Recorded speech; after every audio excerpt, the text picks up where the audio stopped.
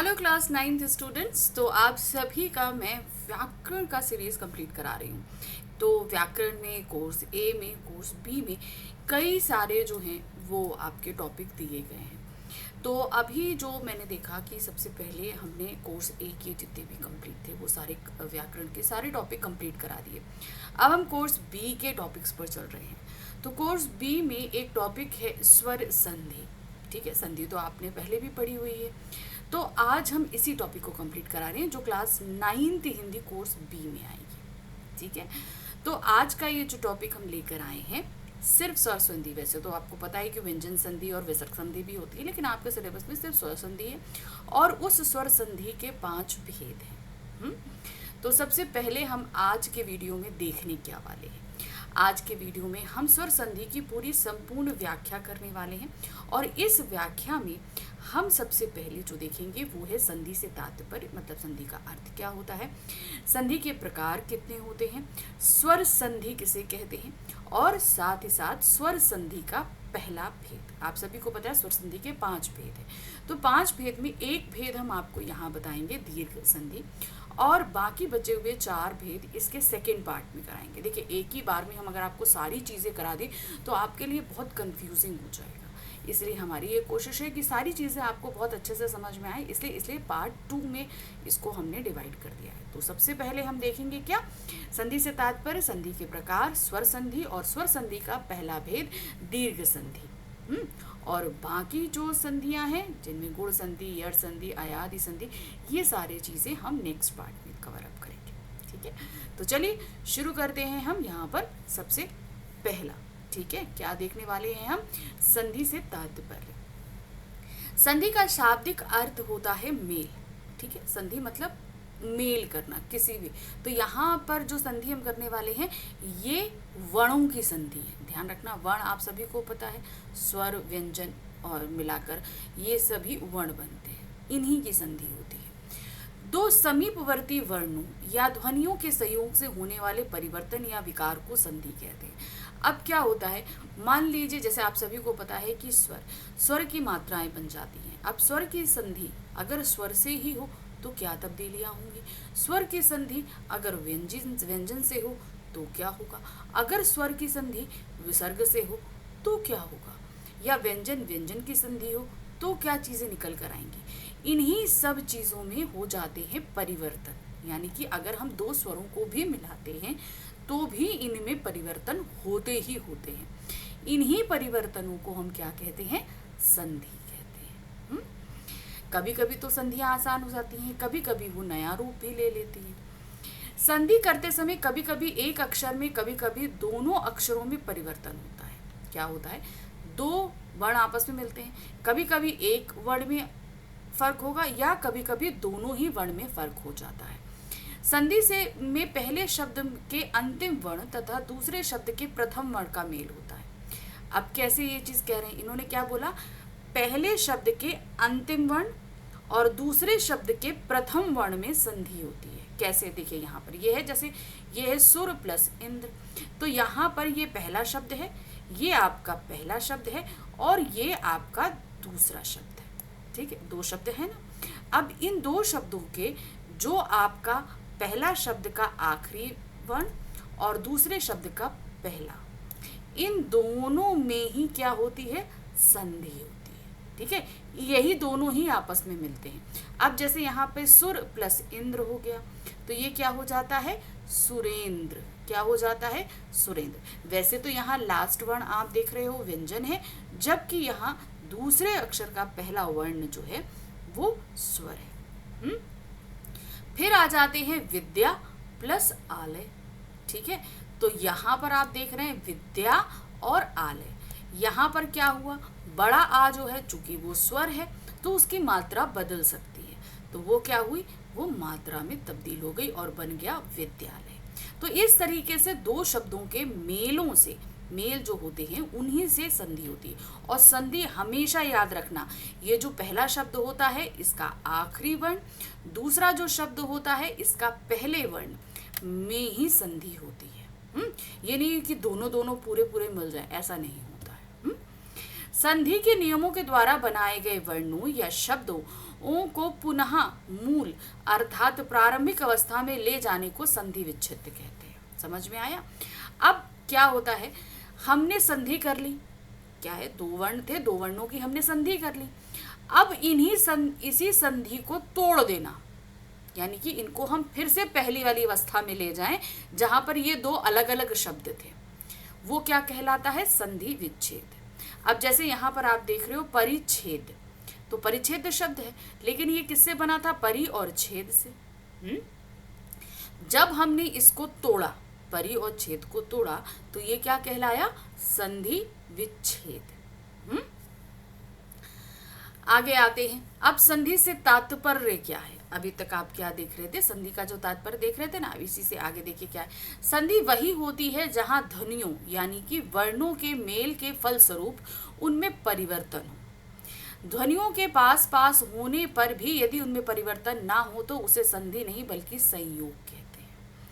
अब कभी कभी क्या होता है, दो शब्द आपस में मिलते हैं लेकिन वो साधारणता मिल जाते हैं, उनमें किसी तरह का बदलाव नहीं होता।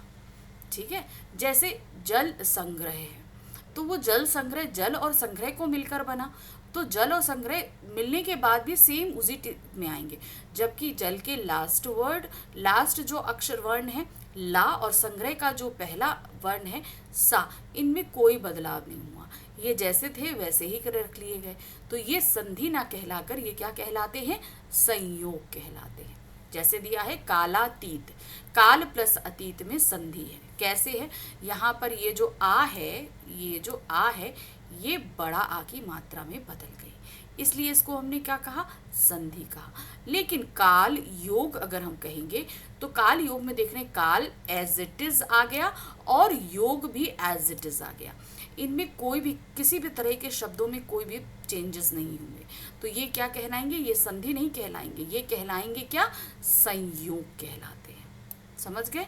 जहां पर वर्ण मिल रहे हैं वही आपकी संधि कहलाएगी, लेकिन जहां नहीं मिलते वो संयोग कहलाते हैं।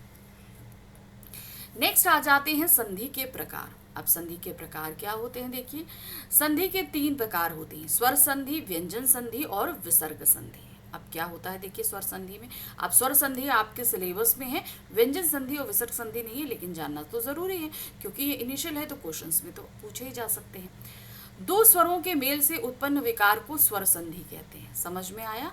जहां पर, अब ये ध्यान रखिएगा, जहां पर आप हमेशा अंतिम वर्ण और प्रथम, दूसरे शब्द के प्रथम वर्ण, ये दोनों अगर स्वर हैं तो जो मिलाप हो रहा है वो आपका क्या कहलाता है, स्वर संधि कहलाता है, क्योंकि 2 स्वर ही आपस में मिलेंगे। स्वर क्या होते हैं आप सभी को पता है ना, छोटा बड़ा, छोटी बड़ी, छोटा ऊ बड़ा ऊ, री से ऋषि, ए ओ औ, ये सभी क्या होते हैं, ये स्वर होते हैं। इन स्वरों को जब आपस में मिलाया जाता है तो ही ये स्वर कहलाएंगे। अब ये आपस में कैसे मिलेंगे, स्वर हम जो संधि हो रही है वो हमेशा 2 वर्णों के बीच होती है, तो 2 वर्णों के लिए 2 अक्षर भी जरूरी होते हैं। तो जैसे आप यहाँ पर देख रहे हैं हिम और यहाँ पर देख रहे हैं आलय, हिम। अब आप सभी को ये भी पता है कि कोई भी व्यंजन बिना स्वर के सपोर्ट के नहीं बोला जाता, आपको सभी को पता है। हर एक व्यंजन में जो है स्वर निकलता है और वो कॉमन स्वर क्या होता है, आ होता है। कोई भी स्वर बोल लो, का, खा, गा, घा, चा, छा, मा, पा, का, सब में देखिए आ निकल रहा है, आ निकलता है ना। तो जो ये आ निकल रहा है ये क्या है, इस तरीके से हर व्यंजन में एक स्वर मौजूद है। तो यहाँ पर देख रहे हैं हिम में अगर हम माँ बोले, माँ, तो आ निकल रहा है ना, तो इसका मतलब क्या हुआ, हिम में आखिरी वर्ण जो है उसमें स्वर है। उसी तरह आले का जो प्रथम वर्ण है वो तो स्वर है ही क्योंकि वो बड़ा आ है, तो यहाँ हिम में आ स्वर वर्ण है तथा आले में बड़ा आ स्वर वर्ण है। तो समझ में आया? जहाँ आप हमेशा ध्यान रखना 2 स्वरों का मेल कैसे होगा, 2 स्वरों का मेल, पहले शब्द के अंतिम वर्ण, ये अंतिम वर्ण है आपका, पहले शब्द का अंतिम वर्ण कौन सा है, ये माँ, माँ में आ है, स्वर है। उसी तरीके से दूसरे शब्द के प्रथम वर्ण में स्वर हो यानी कि बड़ा आ है, तो स्वर और स्वर जब मिलते हैं तो वो स्वर संधि कहलाती है। ठीक है, नेक्स्ट आ जाते हैं व्यंजन संधि। संधि का प्रथम वर्ण यदि व्यंजन हो तो वहां व्यंजन संधि होती है। तो अब ये कैसे होगा, दो वर्ण होते हैं, आप सभी को पता है, दो शब्द होते हैं, तो पहले शब्द का अंतिम वर्ण व्यंजन होगा, ठीक है।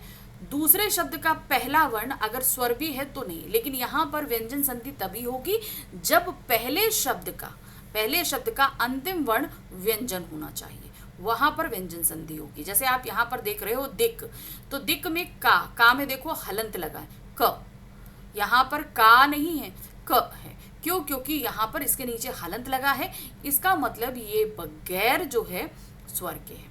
फिर यहाँ अंबर, अंबर का आ तो स्वर है, मगर यहाँ पहला वर्ण जो है वो क्या आ रहा है, वो व्यंजन है, इसलिए यहाँ पर व्यंजन संधि कहलाई। जैसे दिक में का व्यंजन वर्ण है, तो वो आपका क्या कहलाता है, व्यंजन संधि, ठीक है। नेक्स्ट आ जाती है विसर्ग संधि।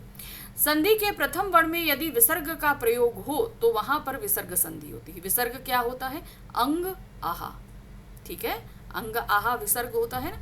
तो अब ये देखिए निह, क्या हो रहा है, निह, निह शब्द में निह में विसर्ग वर्ण है, तो ये जो दो बिंदियां लगती हैं ये क्या कहलाती है, विसर्ग कहलाती है। विसर्ग का प्रयोग कहाँ होता है, ज्यादातर संस्कृत में होता है, तो अयोग वहां में सिर्फ आहा ही विसर्ग के अंतर्गत आता है। बाकी अनुस्वार और अनुनासिक होते हैं, आप सभी को पता है, जो अंग होता है वो अनुस्वार और जो अनुनासिक, ये दो चीजें होती हैं। तो लेकिन सिर्फ जो ये विसर्ग है वो क्या होता है, आहा। ये अगर पहला वर्ण आहा है तो वहां पर विसर्ग संधि होगी। तो समझ गए ना, स्वर्ग संधि, व्यंजन संधि और विसर्ग संधि किन कंडीशंस में होती है। अब हम आ जाते हैं स्वर संधि। स्वर संधि क्या होता है, ठीक है। स्वर संधि जैसे आप सभी को पता, क्या बताया कि जहां पर स्वरों का मेल हो रहा, ठीक है, अंतिम वर्ण प्रथम शब्द का अंतिम वर्ण स्वर हो और दूसरे शब्द का पहला वर्ण स्वर हो, वहां पर आपका स्वर संधि होता है। जैसे स्वर के साथ स्वर का मेल होने पर जो परिवर्तन हो उसे स्वर संधि कहते हैं। तो समझ में आया, स्वर के साथ स्वर मिलेगा और फिर जो परिवर्तन होगा वो आपका क्या कहलाएगा, स्वर संधि कहलाएगा। जैसे देव प्लस आलय, तो देव में ये वा जो है, वा में आ निकल रहा है, देव आ निकला ना, आलय का बड़ा आ, तो जो छोटा आ और बड़ा आ मिलकर क्या बनेगा, बड़ा आ ही बनेगा, तो ये क्या हो गया, देवालय। उसी तरह वीर प्लस आंगना, वीर में भी आ निकल रहा है, आंगना में आ निकल रहा है, तो वो क्या हो जाएगा, वीरांगना, ठीक है। स्वर संधि के निम्नलिखित 5 भेद होते हैं। कौन कौन से भेद हैं, दीर्घ संधि, गुण संधि, वृद्धि संधि, यण संधि और अयादि संधि, ठीक है। तो मेन जो आपके सिलेबस में है वो स्वर संधि है और इसके 5 भेद हैं। तो सबसे पहला भेद हम पढ़ने जा रहे हैं वो है दीर्घ संधि। कौन सी संधि है, दीर्घ संधि। क्या दिया है, इस संधि का सूत्र अंकः स्ववर्ण दीर्घ होता है। क्या होता है, अभी हम आपको बता रहे हैं। यदि हस्वर आ ई उ, तो हस्वर और दीर्घ स्वर क्या होते हैं, जिनको बोलने में कम समय लगता है वो हस्वर होते हैं, और जिनको बोलने में ज्यादा समय लगता है वो दीर्घ स्वर होते हैं। हस्वर क्या है, छोटा आ, छोटी ई और छोटा उ, क्योंकि अ ई उ बोलते हैं। लेकिन अब अगर वही बोले आ ई उ, बड़ा उ हम ऐसे बोलते हैं ना। स्वर एक दूसरे के पश्चात आ जाएं तो वे मिलकर दीर्घ आ ई उ हो जाते हैं। इस परिवर्तन को दीर्घ संधि कहते हैं। कहने का तात्पर्य ये है, छोटा आ के साथ बड़ा आ आएगा तो वो बड़ा आ ही बनेगा, छोटी ई के साथ बड़ी ई आएगी तो वो बड़ी ई ही बनेगी, छोटा ऊ के साथ बड़ा ऊ आएगा तो वो बड़ा ऊ ही बनेगा। और मान लो अगर बड़ा आ के साथ बड़ा आ जाए तो क्या होगा, तो भी बड़ा आ ही बनेगा। तो मतलब हर कंडीशन में अगर हस्वर और दीर्घ स्वर को मिलाया जाए तो दीर्घ स्वर ही बनता है, ठीक है। यानी कि बड़ा आ बनेगा, बड़ी ई बनेगी, बड़ा ऊ बनेगा। और अगर मान लो सपोज हमने 2 दीर्घ स्वरों को मिलाया, जैसे बड़ा आ, तो वो बड़ा आ ही बनेगा। बड़ी ई मिलाएंगे तो भी बड़ी ई बनेगी। बड़ा ऊ मिलाएंगे तो भी बड़ा ऊ ही बनेगा। तो ये एक बेसिक है। दीर्घ संधि बहुत इजी है। हस्वर दीर्घ स्वर मिलाने पर जो परिवर्तन होगा वो आपका दीर्घ स्वर कहलाता है। जैसे अब उदाहरण देख लीजिए, ध्यान से देखिए उदाहरण क्या दिया है, छोटा आ और छोटा आ मिला, ठीक है। अगर छोटा आ और छोटा आ मिल रहा है तो क्या होगा, बड़ा आ बनेगा। जैसे यहाँ दिया पुष्प पस अवली, तो पुष्प में यहाँ प में छोटा आ है और अवली में भी यहाँ छोटा आ है, तो दोनों मिलकर क्या बन रहे हैं, बड़ा आ, पुष्पावली। तो देखो पुष्पावली में बड़ा आ कैसे लगा, यहाँ पर देखो बड़ा आ की मात्रा लग गई, ठीक है, क्योंकि स्वर हमेशा मात्राओं में बदलते हैं, इस चीज का ध्यान रखना। उसी तरह यहाँ पर देव प्लस अर्चन, अब देख रहे हो देव में आ, व में आ है क्योंकि व्यंजन में आ छुपा होता है, फिर अर्चन में छोटा आ है ये, तो क्या हो जाएगा, देवार्चन, ठीक है, क्योंकि यहाँ पर देखो ये बड़े आ में बदल गया। क्योंकि बड़ा है तो मात्राओं में हम तब्दील कर लेंगे, जरूरी बड़ा तो ऐसे नहीं लगेगा, वो तो स्वर है, वो तो मात्राओं में तब्दील हो जाता है। फिर आते हैं छोटा आ और अगर बड़ा आ मिलता है, मान लो सपोज छोटा आ और बड़ा आ मिलेगा तो क्या बनेगा, बड़ा आ ही बनेगा। मतलब ये मान लो चाहे छोटा आ छोटा मिलाओ, छोटा आ बड़ा आ मिलाओ या बड़ा आ बड़ा आ मिलाओ, हर कंडीशन में बनना क्या है, बड़ा आ ही बनना है, ठीक है। तो चलो यहाँ पर देखो, यहाँ पर क्या है, हिम प्लस आलय, छोटा आ बड़ा आ क्या हुआ, हिमालय, क्योंकि माँ में छोटा आ है और आलय में बड़ा आ है।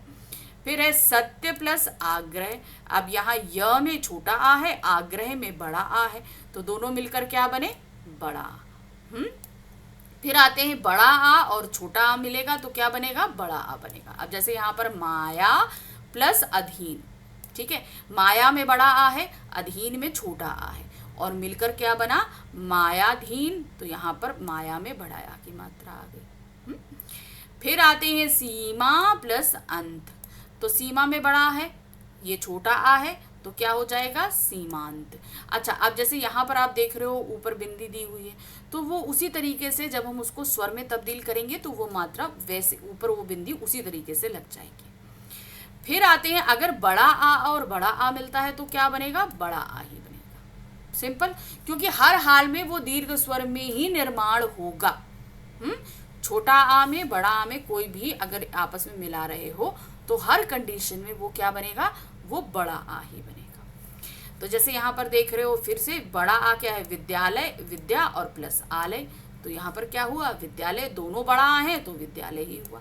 फिर उसके बाद महा है, फिर आनंद है, महा में भी बड़ा आ है और आनंद में भी बड़ा आ है, दोनों बड़ा आ मिलने के बाद क्या हो गया, महानंद, ठीक है, क्लियर हो गया।